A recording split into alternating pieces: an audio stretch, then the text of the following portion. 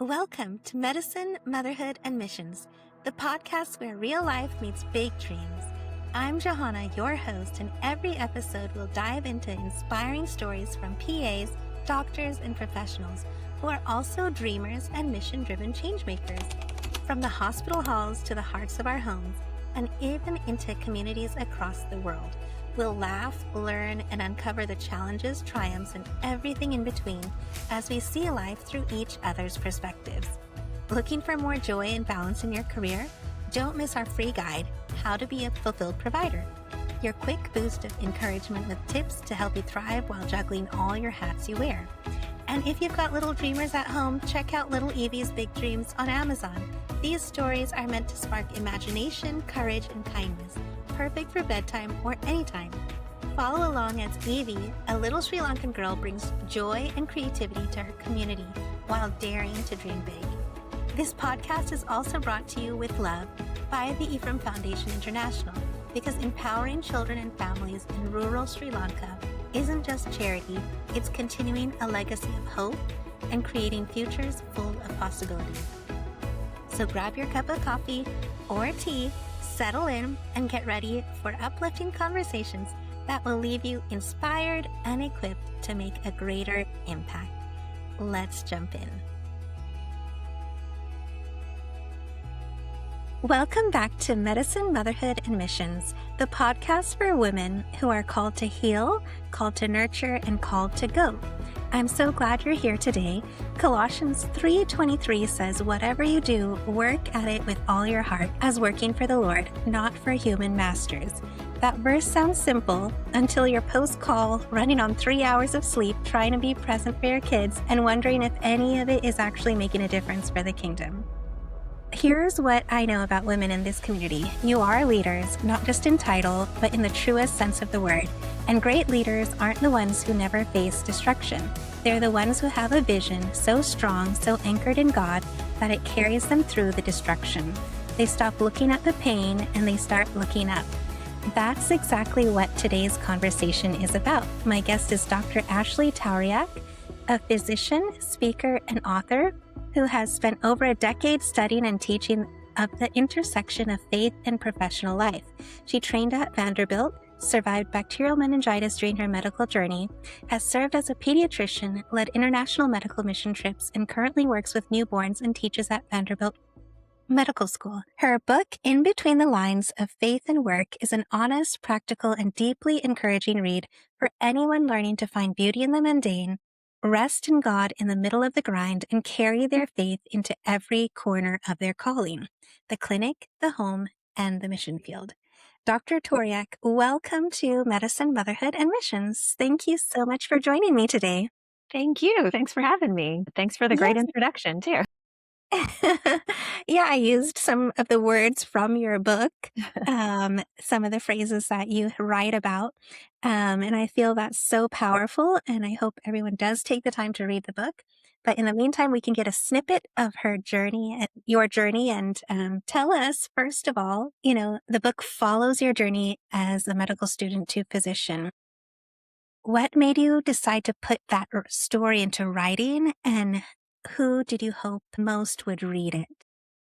Yeah, the book was not actually planned, I guess. I did, when I was younger, did think it would be cool if I could one day write a book. But essentially at the time, I was doing a lot of missions work. And when I would get back to the US, I wanted to be able to give something to the people who were on the trip with us to kind of take with them and really take what they learned on the trip and incorporate it into regular life. I think that was a large part of how I started writing it. And so we were taking a lot of like medical students and nursing students at the time. So I just wrote what I knew, and I had, it hadn't been that long since I graduated. So I just wrote about my journey through college, med school, and residency. There's lots of ups and downs, and it's sometimes it's easy to see God, and sometimes you kind of feel like you're out there alone, and kind of just tried to write about that pull and that tension, and kind of give them some examples of what it looked like when God did show up, and some frustrations that I was sure people would relate to. Yeah, because I think like a lot of people, we go on these, trips where we start out, and sometimes when we face the obstacles that come our way, it's nice to have someone who may have experienced all of that beforehand and hear from their story and their journey and what took them through. And I think a lot of that is what is in your book, is what allowed you to, keep pushing through despite the difficulties and things that you faced, right? Yeah, and Um, yeah, had a lot of Go ahead. great Yeah. encouragement along the way, and so tried to put some of that in Yeah. there as well, right? Other people helped me keep going a lot, and that said, if you can find that, then make sure you fight for it. Yeah. Yeah. Yeah. What took you to become a doctor and start the journey of medicine in the first place? Yeah, since I was a kid, I really thought the human body was really incredible. It's so Mhm. detailed and so interesting that it basically kind of fixes itself. And I thought that was just amazing and just loved my doctor growing up. My pediatrician was so great. And so was interested in it from the time I was pretty young. I did think about some other things along the way, but mostly just wanted to be a doctor pretty much the whole time. And so worked hard to kind of see if I could get it done. I'm the only doctor in my family. So it was yeah, lots of ups and downs, I guess, on that part as well, but was able to get into a good school and Mhm. start the fun journey of medicine. Not hard work at all.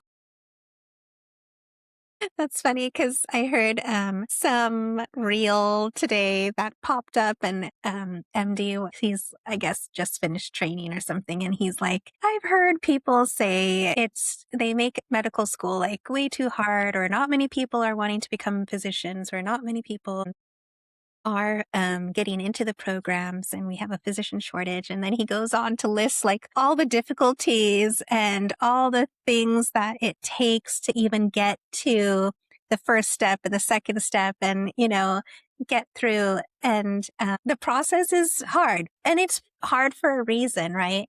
Because you have to know what you're doing Yes, you have a and lot of power. prove that you want to actually go through this. Because actually, just even becoming a doctor, the process to get there is hard. But then actually working as a doctor may be even harder sometimes, because I think that's where our conversation goes into a little deeper, because your life revolves in a way around work.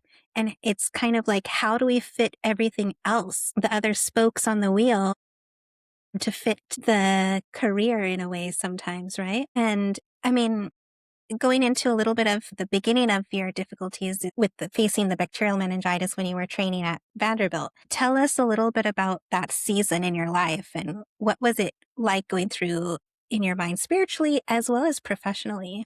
Yeah. I mean, I think the good thing about school, I would say, is that my life was pretty simple, right? It was go to school Mhm. and study, and that was pretty much it. I wasn't married, I didn't have kids. Like, those were my only requirements.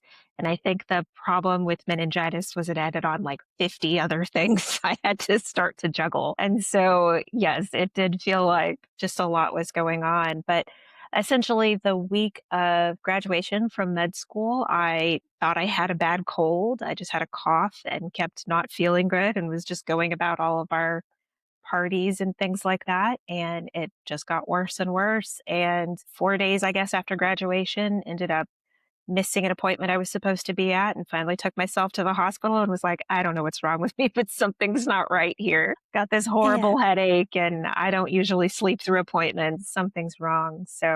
yeah. So ended up in the hospital for a couple of weeks, got treated for meningitis, and then really did struggle with just cognitive dysfunction. I guess after it was basically like I had a concussion for about a year and a half, I think is the way that I would describe it. So got pulled off work for a while, had to get cognitive testing to be cleared to go back to work. So there was all these kind of obstacles, but when I finally did start working, it really was it was juggling the medicine part, juggling the patient's part. But then I had all these financial responsibilities, right? I had $80,000 worth of medical bills, right? Mhm. And didn't have a job for a while there. And then trying to figure out how to get to my appointments. And they put me in speech therapy. And I had like 40 something doctor's appointments during intern year. And so I have to Oh go my to the gosh. appointments, otherwise they think I'm like a bad patient or something. And so Yeah. and then everyone keeps saying like, oh, you need to sleep well, you need to eat well, and all of these different things. And it became this Mhm, crazy place of, I don't know how I'm supposed to juggle all of this, right? I'm just overwhelmed with what I am trying to juggle. And then mhm, the faith aspect of it was just a whole mhm, nother level because I didn't even know how to.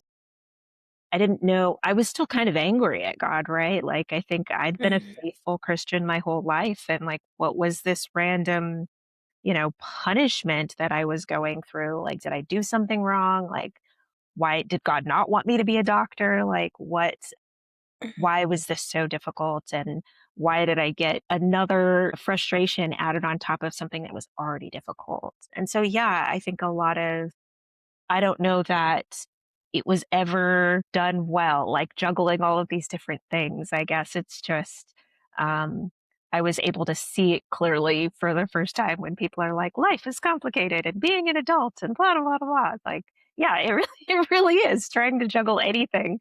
Just one little thing Yeah. can go wrong and just mess up your whole week. And trying to still Mhm. be excellent and still do things well in spite of those hiccups and stressors and problems can be quite overwhelming for sure. Yeah, I know. It's interesting how some people are like, "Get some rest," and you're like, "I have a million things to do." I'm in and you were in residency at the time, right? And or post-residency, and, like, how do you even do that? And then you mentioned you were angry at God.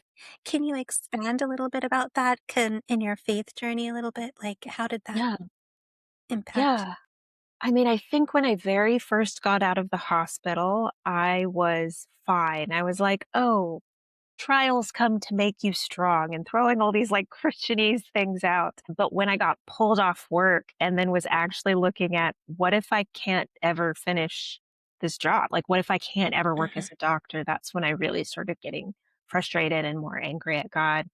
And I think what was so beautiful about that year or that time of my life was I finally got honest with God, right? I wasn't all mhm, that good at being honest with myself, but I definitely wasn't all that good at being honest with God. And that year, I didn't have any more pretense or like false smiles. I would just mhm, fall apart every day, right? I'd be like, God, this is too hard. It's too much. Like, either you need to help me mhm, or fix something, or I'm giving up on you. And we're walking out. Like, I really was just harsh and probably inappropriate sometimes, I think.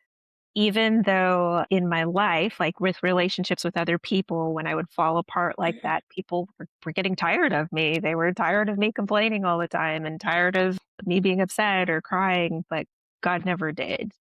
And I think that mhm. was such a beautiful thing to see that even though like people do sometimes just not support you the way that you hope or not give you everything that you need. But God really never did fail me and really just kept somehow loving me and somehow giving me just tiny little bits of hope or possibility or, a little bit of sunlight, just like these tiny little Yeah. things that would fix what seemed like an impossible situation, just to remind me he was still there.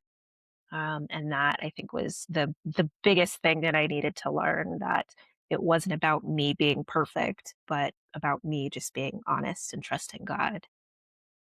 I think that's, like, what faith is, right? Because do you think that that is what allowed you to really understand why you even believed in God and why you had this faith in God? Because growing up, you were a Christian, right? It was, And because obviously something changed. And can you describe a little bit about like whether or not that kind of actually was your shifting point of your solidification with your faith? yeah.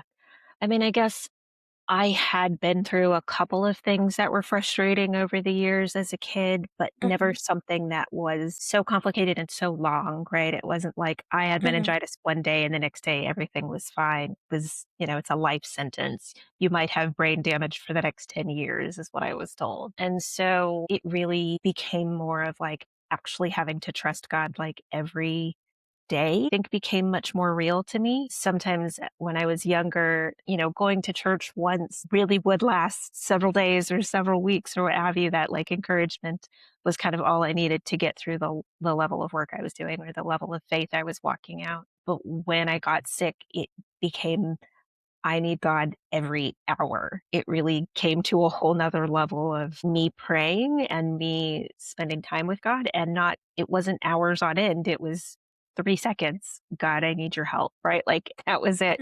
But it became so much more real for me because it was all day long and it was incorporated into my regular life. I did definitely struggle and wonder if this was maybe I'm just been believing the wrong thing this whole time and God isn't real. I definitely went through that. What really helped me, I think, was kind of I had a lot of journals and things. And so going back through journals and seeing examples of how God had shown up in my life. And I finally one day was like, okay, even if God never does another thing for me or never answers a single other prayer, I've got so much evidence of him these last 20 years. I can't sit here and pretend like he's not real. And so it definitely was a fight. It wasn't quite as simple as I'm making it sound. But yeah, it was a great thing to see God in a whole new way and because I had to. And I think that it's harsh because I think it's a beautiful thing that meningitis made me more humble. It like humbled me because I couldn't stand on my own strengths and my own perfectionism and my own hard work. And I think it was a big win when it's all said and done because being able to say that we're limited is such a huge win at being able to see God in a whole nother way and being able to even just experience him in a whole nother way. So it wasn't enjoyable, but it was necessary, I guess. Yeah, because you're at a point where you're independent, you're working towards these huge dreams that determine the direction of your entire life. And then this comes and totally sidetracks everything. It's interesting how you say it helped you learn to trust in God and whether or not God answered any other future ask or anything, this helped you kind of realize that God was real. Because sometimes I feel we grow up thinking God is a genie in a bottle, kind of, because our prayers are so, God, help me do this today. God, will you help this? Will you do this? You know, help me, help me, right? And it's all about us. And it ends up being all about what can be done for us in our daily life or in whatever happens to us, that we don't understand who God is in order to be able to trust him when we actually face those big difficulties, right? And I think when we face those difficulties is when, the real choice is whether we go down the route of, okay, I see how God is real, or I don't see God. And, you know, we end up missing out or not being able to open our eyes to see what that faith really evolved into or could evolve into. Yeah. Right. Yeah. I have to really thank my one of the pastors ended up doing a Bible study right around this time when I was Mhm. questioning life itself, I guess, and Yeah. really helped me see how much all of my focus was on being sick and all of it was like this is the problem. This is all I can think about and all I can do. And until I let go of that obsession, then I wasn't really going to be able to serve anyone else well and wasn't ever going to be able to see how God had me in a specific place for a reason, right? Not just for my own benefit, but for what I could do and learn and help others. And God cares about what we're doing. Not that He wants us suffering, but sometimes He wants us to just practice like keeping our eyes on Him and not on the problem, however overwhelming it may feel. Not that He doesn't want us to be honest about it. Like I said, I was Yeah. crying all the time, but yeah, wants us to not make that the whole focus of our life so that we can't see anything else. Mhm. Yeah. It's not like we obfuscate the difficulties or issues that we're facing. We acknowledge them. We're not turning a blind eye to the major problems that we are going through in those like you were going through in those difficult situations. But it's acknowledging and accepting, and then putting our faith in something greater that we hold on to, or that's how I feel like when I've in the difficult things that we've faced as our in our family, and things like that. It's easy. It would be easy to focus on the problem and feel forgotten, feel lost, feel like how am I going to get out of this? And what's the hope? Is there hope? And I think that's what it comes down to, because sometimes we can get bogged down in, is there hope for tomorrow? Is there a life tomorrow? Is there something to look forward to? And we have to change our mindset, or I had to change, I had to be able to change my own mindset to be, I gotta focus on something simple to be grateful for and know that, hey, I'm grateful because I think that is God showing his mercy in my life today. Right. And it's not easy to change your mindset and think like that. Um, even though you're acknowledging the difficulties you're facing. So going back to the book and the title, In Between the Lines, it's evocative. What does living in between the lines actually feel like day to day, especially in medicine? Yeah. I think I got the idea because when I was a kid growing up as a Christian, it seemed like everything was very black or white. Like there were clear right and wrong, clear like Mhm, yes or no. Everything seemed so simple. And then mhm. gosh, going into the hospital and facing, life or death conversations and like treatment options and all of these Yeah. crazy things that are just really not simple. They're quite a bit more Mhm, complicated.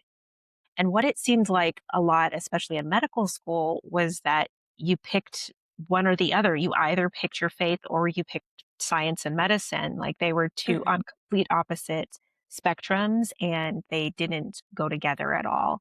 It felt like that's what a lot of mentors and professors and stuff were trying to suggest, that believing in God didn't even make sense and we need to check the science, and that's really all that matters. So I loved the concept of like, well, we can put them on opposite extremes, but that's not really what God asks us to do. And that's not really what God calls us to live. Either we can pick one extreme or the other, but really, I think the better thing is to kind of bring them together. And I think that's where God is able to really meet us and help us through the unknowns and weird parts and complications that don't have a clear answer, mhm. and really show up in a great way. And so I think I think we're called to, I think we're very good at making things extreme. But I think we're called to really kind of find a better balance and like a kind of middle ground. And that's harder to do sometimes, right? Like if you think about social media, right? Like people love just to be controversial. And I'm just going to say the opposite of whatever. Right.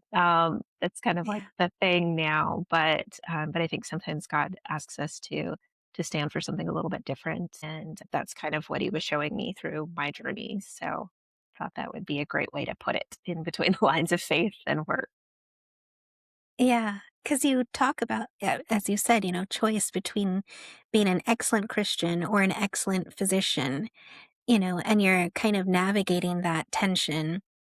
And how did you how did you go through that? Like, how did you differentiate that, or, allow that to blend and mesh together? I think it was a lot of just kind of seeing how things didn't work, right? Like just kind of seeing the Mhm, bad examples of it is literally how it started. I was asked to do a Bible study with some friends, and we ended up doing a Bible study for, it was mostly grad students and young adults. And everybody was having a hard time with mhm, faith at work. Like we were just various different ways. But so we started just looking for examples. Somebody out there must be talking about this, for books and stories and pastors and things like that. And most of the things we found were just kind of ridiculous. Like, all you got to do is, read your Bible more than you read your textbook. And we're like, no, well, Yeah. you can't study enough in the day and read your Bible more than that. Like, that's going to be a Yeah. really bad physician. Maybe you'd be a good Christian, Yeah. but yeah, so I mean, everything was so extreme, I guess. And Mhm.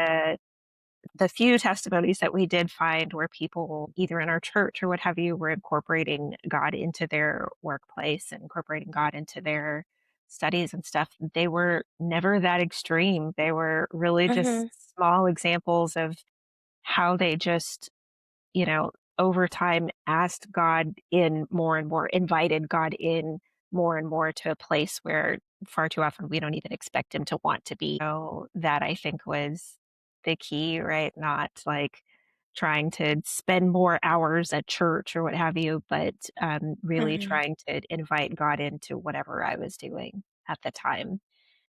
And being able to see the testimonies and the good things that came from that, I think, kind of Mhm. spurred me and the other and my friends on. Yeah.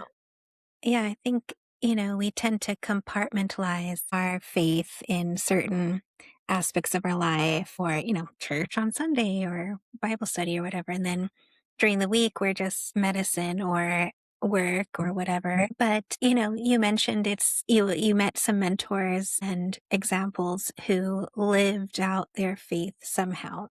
How do we live out our faith or be able to navigate that faith in medicine or as, evidence-based clinicians, you know?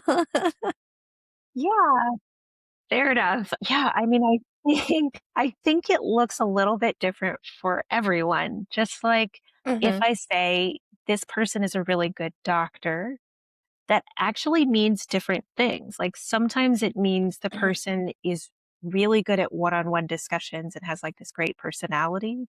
Sometimes it means they're like really skilled at like a procedure or something that they're doing. Sometimes it means they're mhm, really unique in the way that they process and like research and things like that. And all of those things mean they're still excellent and still great doctors and still worth emulating. They're just each using the individual skills that they have. And I think that's a great way to think about faith in the workplace. It doesn't necessarily look the same for everyone.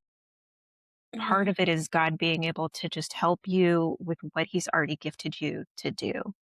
And I think mhm, that's how we think about it when we're looking at other people. Like, we all mhm. know like anointed pastor or an anointed Yeah, worship leader or something like that. And we say, like, oh, God is, really gifted them.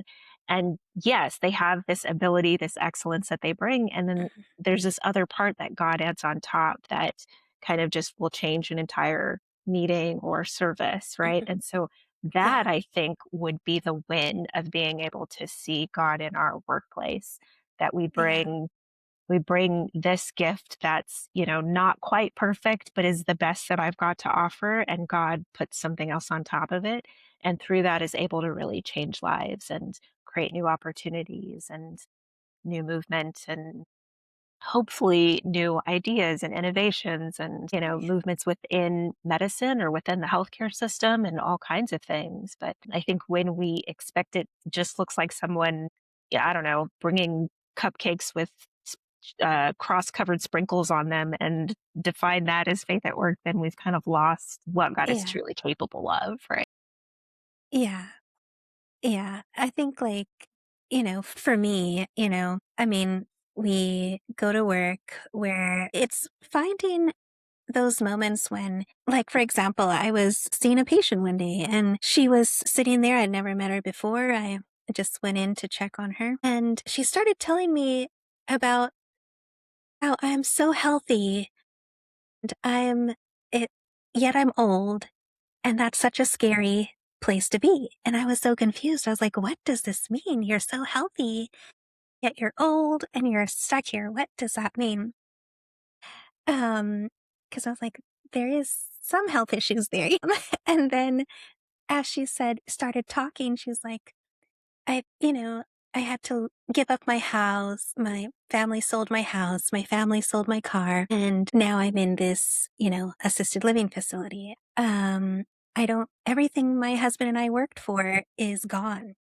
Our whole life, we worked so hard to earn these things and have our own place. And he's gone. My life is gone. No one's here. And I'm healthy, but I'm alone, and I, you know, understood what her pain was. And she had been listening to some Christian stuff before. So I kind of gathered she had some Christian faith.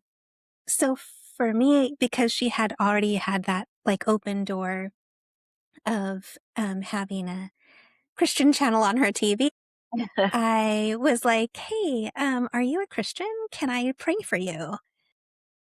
And even though I was there to check on her medical needs and we discussed all that, looked at, vitals and medicines and whatnot. But I ended it by saying, can I pray for you? I see your pain. I see you not just as a patient with medical issues. I see you as a person who is hurting. And I feel like sometimes that is living faith in our workplaces, in our everyday life, is being able to, it's not just, "Oh, we don't believe in medicine. We're, holy healers or whatever." That's all nonsense. It's not that. Another level. It's seeing the people, the person, and we can do that no matter who you are, what you believe in. It's seeing that person and their spiritual need, their physical need, their emotional need at that time. Yeah. I love using the example of God glasses. Like if we put on our God Mhm. glasses and just give ourselves the opportunity to see what God sees in that Yeah. moment and that patient and that encounter and that family member, Mhm. even. Because we've got one Mhm. way of thinking about things, but sometimes God sees something entirely different that we wouldn't have otherwise even thought about. And sometimes Yeah. we're not even thinking about how depressed or how lonely someone's feeling, Mhm. but God would know Yeah. and would want Mhm. us to speak into that and love on them. That's beautiful. Yeah. Yeah. And you write about like organic evangelism, and I feel that might be an example of it, but Yeah. just being present and available to people around you. Can you share a moment in your medical career where your faith showed up in a way you didn't plan? Yeah, well, I'm going to share the opposite because I think you just did a great example of of something that sounds faithful and sounds like what you'd expect, but I've got an example that's kind of off the chart. No, it's just a little bit strange. So I had a patient, let's see, when I was in residency, we had a patient that was coming in and it was a chronic patient. So he had chronic issues. He had been admitted to the hospital regularly and knew exactly what was going to be involved for this hospitalization. It's always the same procedure. But he was coming in really late that day. Most of the time, these chronic patients are admitted early in the morning. And so I wanted to change things up and I wanted to show him that I didn't just think he was, you know, patient number 20 on my list. And Mhm. so I decided to lie, which is crazy, but it just came to mind. And I was like, you know what? This is what we're going to do. So I walked into the room and I said, hey, I know normally you would be able to get dinner and just, sit and watch TV, but we've changed it up entirely. So, what we're going to Mhm. do is we're going to starve you for the next few days. We've got several really painful procedures that are coming, just new things that we're going to be doing. And it's going to be rough, but she'll be fine. Don't worry about it. And I just held that for just a moment. And the kid starts freaking out. He's a teenage boy. And he's like, what do you mean painful procedures? What? Oh, And then finally I just laughed and I was like, no, no, no, I'm kidding. Like that is all a yeah. joke. I am just being harsh. Nothing like that is happening. And he Mhm. started laughing, right? And I Yeah. just wanted to remind him that Mhm. he's not just a thing on my list of things to do, but I saw him as a person. And more than that, I saw him as a person who probably needed to smile. because I knew Yeah. why he was getting to the hospital late that day. Mhm. And it was Yeah. because his mom had just passed away. And yeah, it was awful. And so he had spent the day at her funeral and then for the first No. time was going to be coming to the hospital by himself Mhm. without her. And I just Mhm. wanted to give him something to break up Yeah. the pain and the frustration of the day. And Yeah. to be fair, that's not what I would normally do to a patient. I've never lied like that to anyone else. But Yeah. it was just, I call it a thought from God that was like, this is what you need to do. And we became really good friends and kind of stayed joking with each other during the rest of the hospitalization. But it was Yeah. a weird way to love on him, but that Mhm. was the best way I could think of in that moment. Yeah. And to just, shake things up a little bit, I guess. But Yeah. not Yeah. everybody would get it, but usually a teenage boy can kind of roll with Yeah. with that level of silliness. So Yeah. it worked Yeah. well. It's the human connection. Yeah. It's that human connection, right? Just Yeah. finding that connection with somebody else. And, as you say, it depends, it's changes per patient to patient or person to Yeah. person. And it's that single human connection that makes a difference. Yeah. And going back to your book again. So you also talk about maybe balance, the danger of going too far in either direction.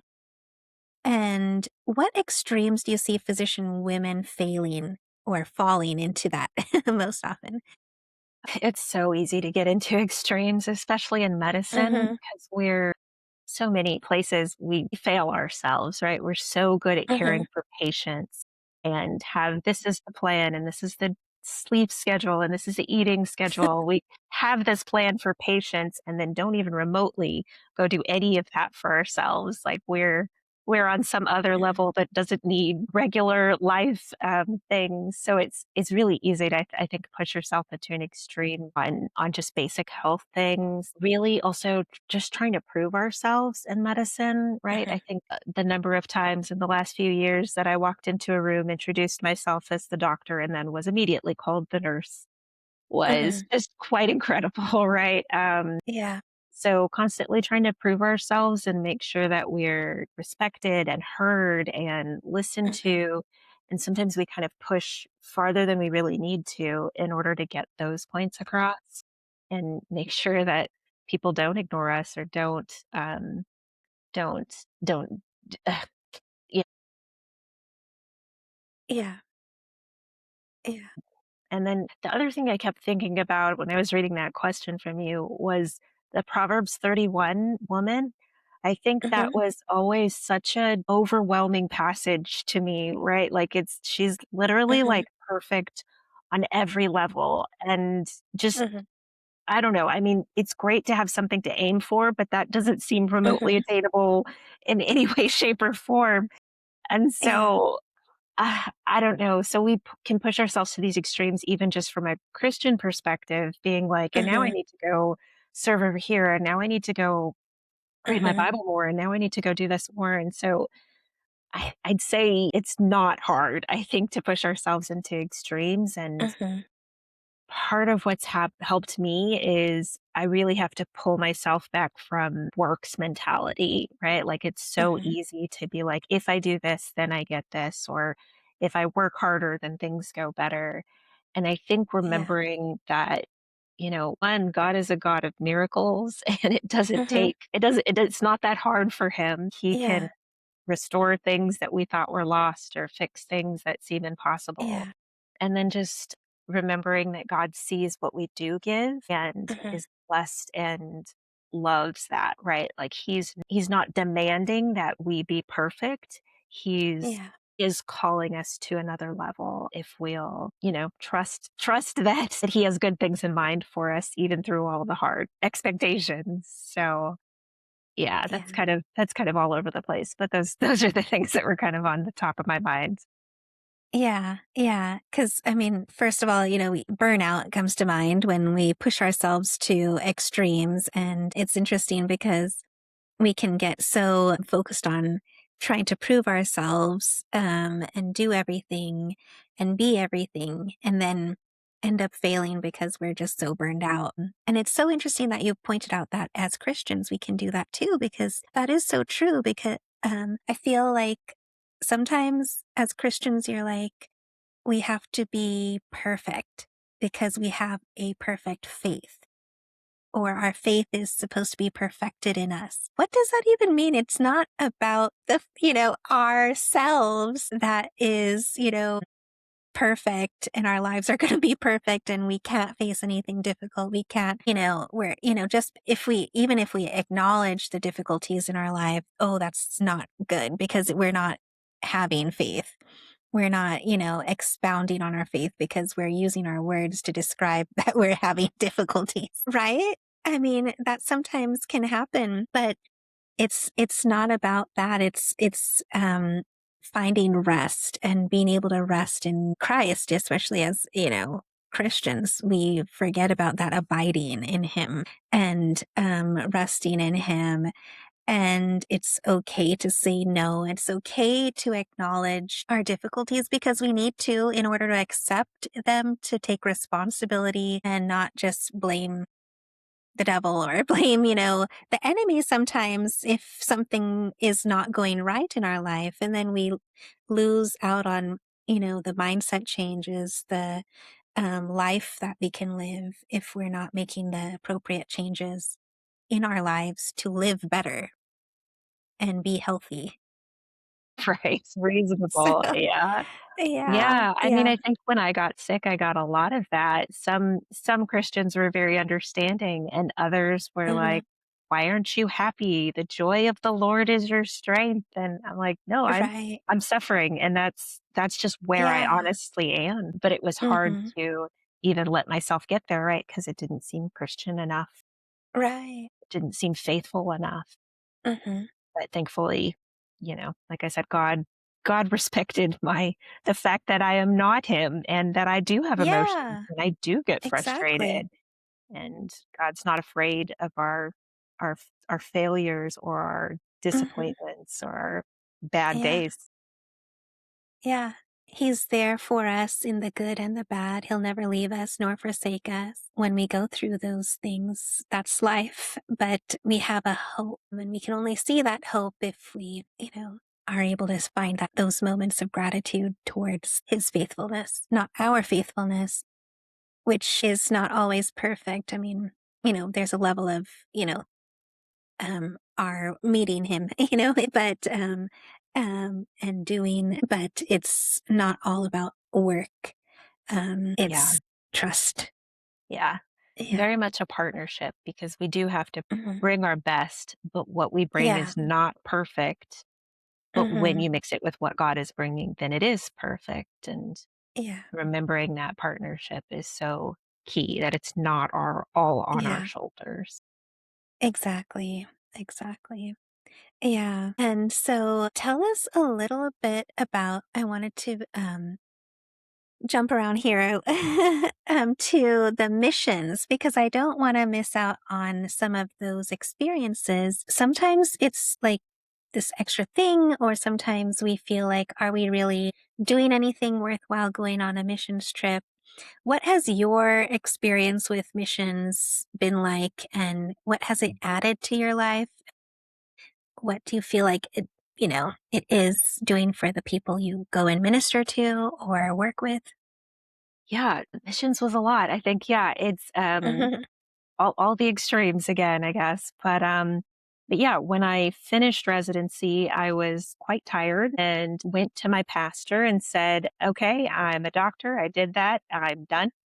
I will go anywhere in the world and help you. I'm sure you know of somebody that needs help. I'm just done with this medicine thing." And thankfully, he said, "No, you didn't fight through all of that to just leave medicine now." And so what he did was kind of created this medical missions portion of some trips that we were doing, of short-term trips that they were doing. And I worked part-time as a doctor and part-time for the church planning trips for a couple of years, which I really enjoyed. I think Missions are a little bit, they can be frustrating. They do have some rough sides, rough edges, especially short-term missions trips. Like, are we really making things better? What can you really accomplish in 10 short days? And yeah, there are a lot of frustrations, I guess, with them. But I think the part that I enjoyed the most, we would coordinate with whatever church we were going to abroad and really just talk through what's the best way we can serve you in this short trip that we're going to take. And so I think that was the best we could offer, again, given the short commitment. And so sometimes that was medical and sometimes it wasn't.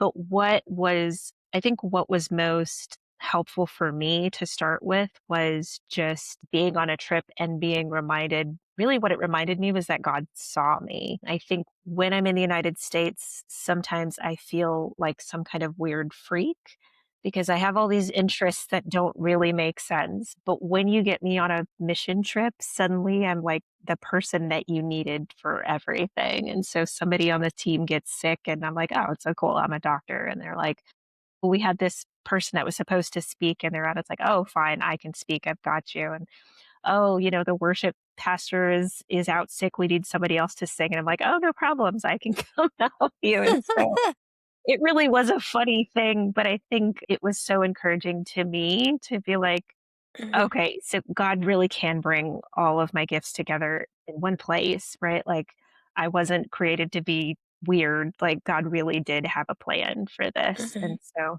that was a lot of fun for me to see personally. And I think really just helped give me like vision and for long term and for just get some energy, I guess, to keep going after such a Yeah. rough residency. But what I really came to love about trips was being able to take people out of their comfort zone.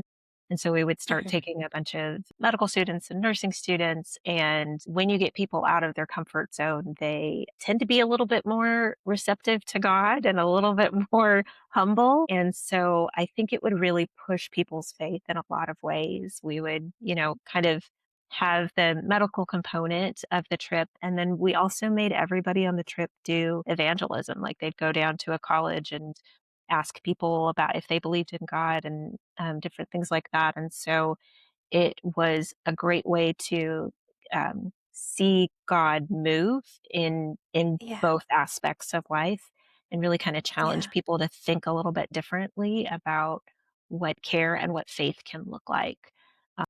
Yeah. And yeah, I remember one of the students said, if it's this easy to tell someone about God in another country, in another language, how easy would it be to tell someone in my class about God? And so I think Mhm. that was the big win for me, being able to take people again out of their comfort zone and then push them back to the US and say, how can we change things here now that you know Right. that God does care about what you're doing and you can see Mhm. evidence and testimonies and things of what it looks like to combine your faith and your work. Now let's go do it Yeah. here. And I think that was Yeah. always the biggest win from my perspective. Mhm. Not that I didn't love serving the people, but I think that Yeah. was one thing I loved about the trips. I thought made it worth Mhm. it. So, Yeah. yeah, Yeah. That's interesting how, because you have so many desires that God has placed in your heart and so many strengths and gifts and talents. And sometimes, you say you feel it's weird, here, but I think that's kind of something I feel is kind of common for a lot of women because we have these desires in our hearts for a reason. We have these gifts, we have these talents, and yet, sometimes we feel like we're supposed to be these certain identities that people expect of us, and we're not going under those like expectations, and fit in that's the mold. making us feel Yeah. weird, right? Yeah. But then when we try to do all these different things, it's not because we're trying to, like, glorify ourselves or anything, it's just that God has, like, given these desires for a reason, and we just wanna, use them or, share them, encourage others, right? Yeah. What are your thoughts on that? Those identities that were the expectations? Yeah, I mean, I think, yes, we're all expected to have to like kind of fit in a certain box and or to we've got Mhm, these certain things that we need to do. And yes, I've never been mhm. good at that and kind of always tried to still fight for the things that I love. But I think Yeah. what missions reminded me was those things keep me going, right? Like having music Mhm. in my life and having a change in the week, not doing this exact same thing 80 hours a week, it actually Yeah. lifts my energy and allows me to Yeah. do even more and go even farther. So Mhm, fighting for the things that we love, I think is actually a really good thing. It's mhm, hard sometimes, not every not every year does everything fit in there, right? mhm, Not every not every season can you do everything that you mhm. want. But Yeah. if you'll fight for, making the things that are important to you fit in your life, then God can really bring them back in incredible ways that you might not have even been expecting. And I think that was such a cool thing to see. And again, Yeah. it gave me energy to keep going, like in a real Mhm. way I hadn't realized. Doing all science all day long does kind of burn me out quicker than if I Yeah. mix up the day. And so that was a great thing to remember. It's okay to fight to be outside of the box and Yeah. not do the expected sometimes. Sometimes Mhm. that's what God wants for you, and Yeah. incredible things can happen when you are willing to share who you are just honestly. Exactly. Yeah. Yeah. We're created to be creative beings.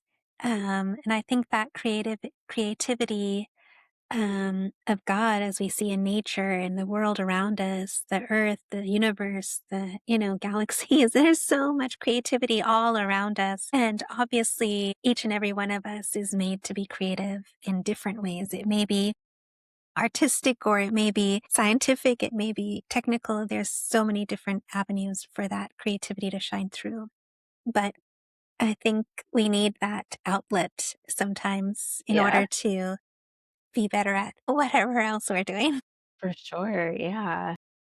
Yeah. And so tell me, what's a practice, rhythm, or discipline that has helped you stay grounded in faith during the hardest seasons of your career? I do like to write, but I'd say the one of the best things was just having a journal.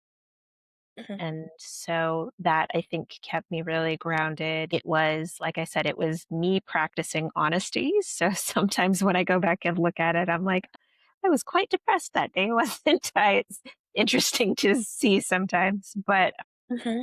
but it was a great Yeah. way for me to be honest with myself, be honest with Mhm, God.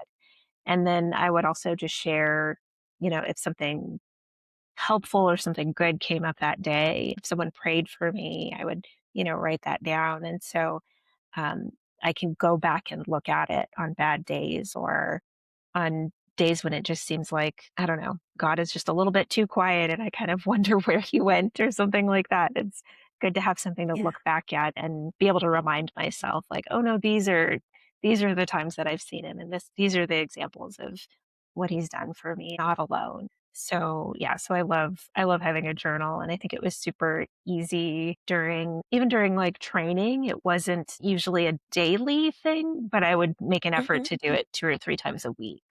And I think that was, and again, it wasn't hours of journaling. It was like 5, 10 minutes. And so that was, I Yeah. think, quick and easy discipline to kind of keep going. So I love that. Yeah. A couple of times, I think also just standing on other people's faith, I'd say was Mhm, kind of what helped me most in the worst of days. There were some days when I really struggled with reading the Bible and things like that when I was sick, right after I was sick. mhm, And so just having like a series of sermons or like a YouTube channel that I could kind of go to and just listen to mhm. someone talk about, give some encouragement or something like that. That was always really Yeah. helpful. I did a lot of 5 a.m. like Beth Moore Christian channel TV, things like that. So those were great as well. Yeah. And do you think that is like part of how you build your kind of self-awareness as a person, as a physician? And how does like that help? Yeah, I think, yeah. So there are also a lot of Mhm. discussions about different patients, especially specifically hard things or, Hmm. days when I was just unsure of myself or whatever. There's even a couple of just like good days, like great, like just good memories. A patient drew me a picture and gave it to me today, just the simplest of Yeah. things that you really easily forget, I think, as well. Yeah. And so it's great to be able to go back and see how my confidence has changed over time, how my Hmm. confidence in just as you're learning and getting more confident with providing Hmm. care, that I think Hmm. becomes a little bit more obvious over the years. Yeah. And then, yeah, it helps me be more aware of like how I'm interacting with people, what things that patients like, and making sure I'm, again, fighting to be myself and not Yeah. necessarily stay in the expected box and be real and truthful with them. So, yeah, for sure. And ending with two more questions. One is, if you could go back and give your med school self one piece of advice about integrating faith and work, what would it be? We'll Hmm. start with that one and then. Okay. I think I would say something like, God is there. Start with listening, I think is the main thing that would be helpful. Like I said, I think God takes us in different directions in terms of what exactly our faith looks like. Sometimes we're evangelizing, sometimes we're praying, sometimes we're, you know, just changing the way that we interact with people. And so if you Mhm. listen to those small little urges that sound like they're crazy and don't make sense in that moment, they Mhm. come more and more frequently, and God will really just put things on your heart and allow you to start to see him even more. So just inviting him in, just taking a minute to Mhm. anything that you see here, Mm. God, that you would add to this day or to this patient's encounter, I think is a great place to start. Yeah. Yeah. Yeah. Inviting him in. That's good. And then what's the conversation you most want women in medicine to be having with each other right now and that your book opens the door to? So I wrote my book. It was a couple of years of Bible studies that I did, and we always Mhm. did discussion based Bible studies. I know Mhm. that the thing in Christian circles is to get a book, and then go and individually fill out all the answers by yourself. But I think there's something so wonderful about being able to work out the difficult things with someone else and being able to talk Mhm. through them with someone else. So I specifically Yeah. wrote the book like that. It has like questions at the end of each chapter that you can just kind of discuss with someone, Mhm. things that are they don't really have right or wrong answers a lot of the times, but Yeah. like what would this look Yeah. like in your life, or what have you done when you face this type of situation? I think Mhm. we could use so much more togetherness as women in medicine, especially Yeah. Christian women, just all women in medicine, really. Yeah.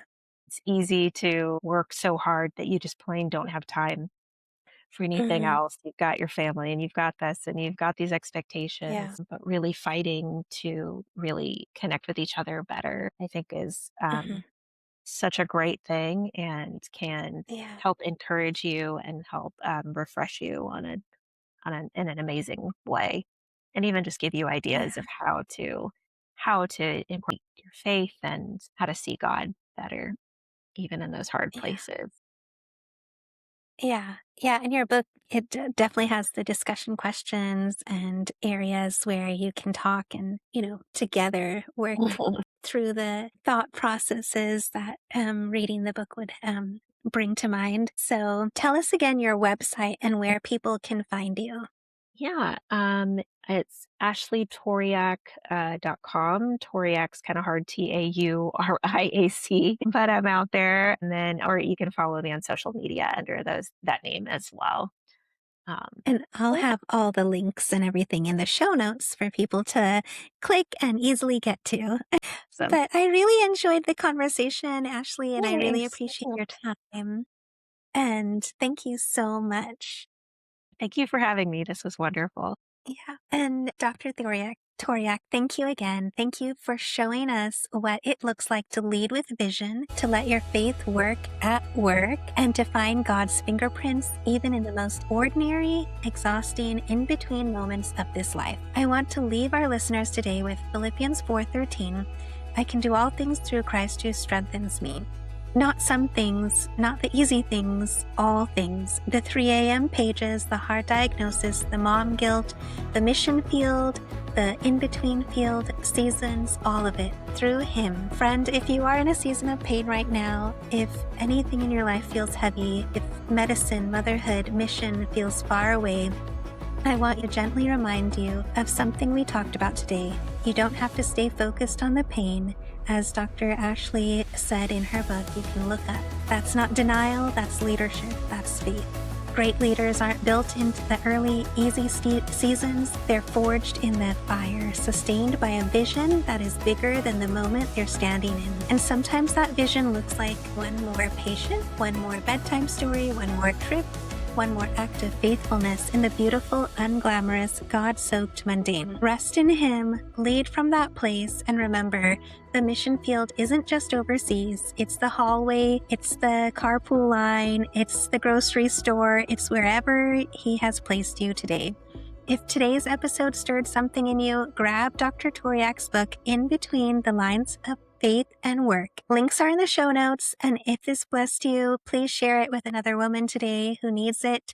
Until next time, keep healing, keep loving your people, keep sparking hope, keep answering the call. See you soon. Thank you for joining us in this episode of Medicine, Motherhood, and Missions. We hope you found inspiration, insight, and a sense of connection in the stories we shared today.